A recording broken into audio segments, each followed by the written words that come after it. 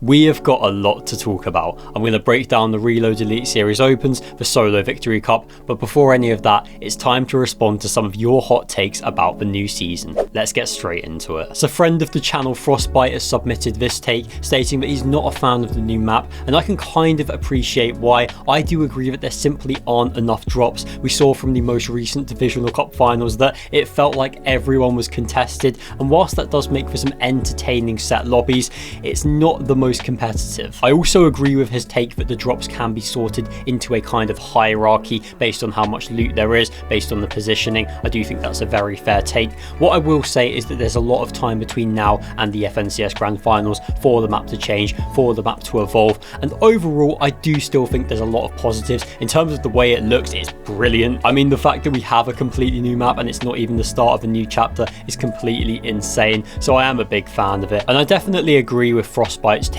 Maybe a little bit more balancing around the map would be helpful, but it will also be interesting to see how teams adapt. Will we see more POIs getting split? Will we see teeny stratting? I'm very excited to see how some of these future tournaments play out. And regarding the freefall mechanic, I am definitely a fan of it as well. I just think it's something that makes gameplay more fluid. It's a good quality of life change, and I don't think there's really any need to overanalyze it beyond that. Yes, there will be some micro negatives for competitive, but I just think if it's something that makes the game better to play, that's a positive, and I think we can honestly leave it at that. Moving on, we've got Eran82, who states that he believes Focus can become a top 5 player in the world by the end of the year, and yet again, I agree with this take. Now, in a recent Nothing But Fortnite podcast, I ranked Focus as the 7th best player in the world. That was before the Summit Land, but I don't think that's really changed, and if he continues on his current trajectory, this is a definite possibility. I mean, Focus is someone who is one of the best fighters on EU already. He also leads his duo, so he's got a very wide skill set,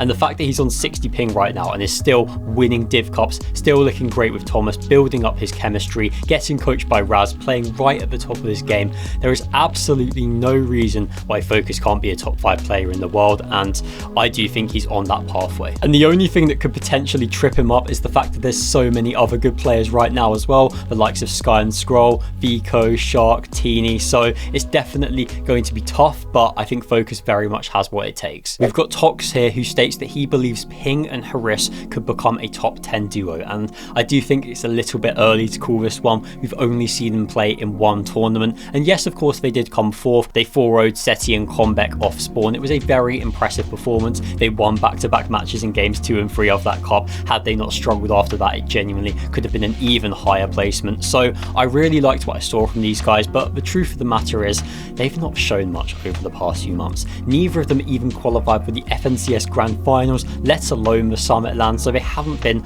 on top of their game, and based on that, there's no conceivable way that I could rate them as an FNCS top 10 contender. Do I think they could get to that point? Maybe with a bit of time. I mean, we need to see if they stick first. We need to see how they develop. They are two good players. I really do rate Ping, and Hris is a solid fighter too, but I do think it's a little bit early to be labelling them as a top 10 contender. Now, I did ask for hot takes, but this might be the hottest one of the lot. Vaco has stated that he believes Merstach and Panzer will win Major 2, and I mean, I just can't get behind this yet because we haven't seen them in a set lobby finals. We don't know how they're going to play, and yes, I have my reservations about this duo. Merstach is someone who simply hasn't been good since he won Globals, and that was over 9 months ago now, so I just can't really get behind this duo as of yet. Now, don't get me wrong, I feel like they could easily just start performing out of nowhere. Panzer is obviously a very solid player. Yes, the results of Yapko were very hit or miss, but I still do really rate him. And of course, Merstach won that random Divisional Cup with picks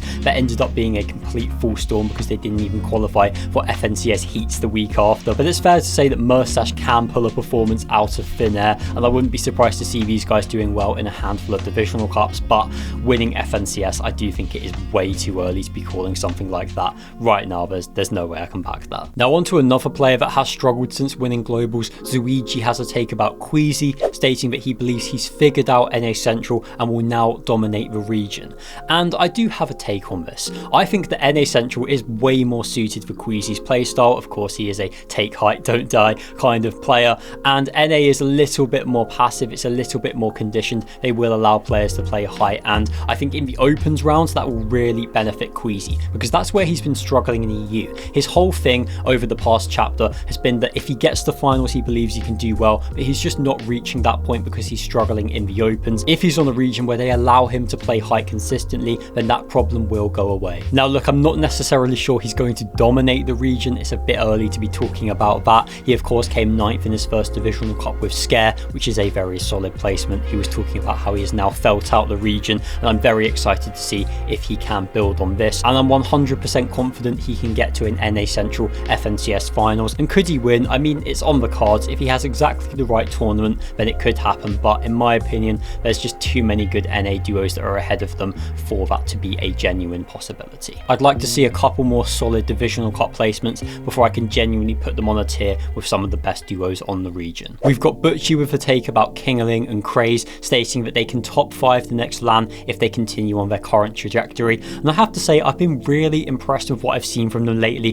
Coming 6th in their first ever LAN together was already hugely impressive, but then following that up with a 2nd in the most recent divisional cup, narrowly missing out on the win to the likes of Peterbot and Poyo. Really good stuff, and a top 5 at LAN is very bold, but they already came 6th, so I'm not ruling that out by any means. I genuinely have been super impressed by these guys. Kraez is someone who I've not always rated that highly in the past. I have to say he has kind of proved me wrong, and Kingaling is someone who I've never doubted his mechanical ability, but it's nice to see that he is performing at the highest level of competitive too. So these guys have definitely impressed me, and I'm very excited to see how they can do in the future. Could they top 5 at Globals? I'm not ruling it out. I do think there's obviously a lot of other top duos, and they would need a good drop spot situation. Of course, they benefited in the most recent Div Cup by having Calamari Canyon uncontested, whilst a lot of the other top duos were fighting off spawn, but I'm not ruling these guys out. I'm not underestimating them. I am really impressed by what I'm seeing. And finally, we had this point from TS about the Fortnite lore, which honestly I don't even have a take on. I don't know how to respond to this, but I did want to include it in some capacity. The last thing I want to mention before I get into talking about the tournaments is the Sprites system, because it is something that I feel like has been such a cool addition to the game. It really does seem to be captivating people. Of course, we've had extraction games like Ark Raiders being very popular over the past few months, and it's nice to see that Epic are incorporating that format into the game. Of course, you can take sprites into the game, you can find them whilst you're playing, you can extract them out. I do like the whole collection system. I do think it's very fun.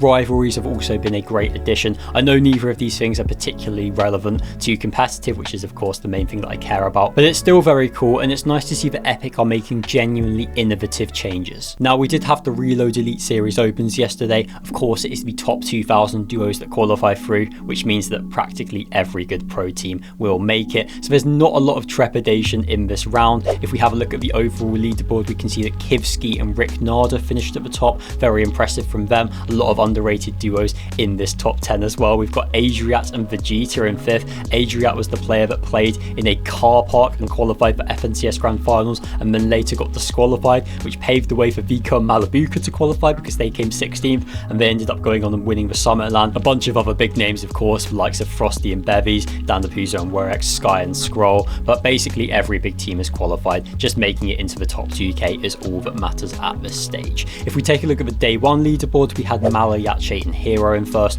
credit to them, and on day 2, Hutty and Fishix managed to get first. They were actually outside of the top 2k after the first day of competition, so they did need a big comeback. They locked in and they got the job done, credit to them. And in the solo victory cup that we had on Saturday, we had 4 EU players secure 2 wins. They were Velo, someone who is pretty goated at this kind of format. Real ones from the off season will remember how good he is in the victory cups. Babofin also managed 2 wins, as did Tonka, as did Essa, credit to all of them. On Asia, we had Peshka win a game, a pretty impressive achievement on such high ping, and we had the usual EU winners on Middle East and NA Central, credit to them. And the final story to end the video with is that AyarBaffo has returned to competitive Fortnite and is now playing in Brazil Division 1, which is pretty crazy. If you don't know Baffo, he was a very good Italian controller player. Back in Chapter 2, he came 3rd in the solo FNCS, but Taysom won in Chapter 2 Season 3. So he is someone that has a real pedigree in the game, and it's very interesting to see that he's returned. I'm not sure why he's in Brazil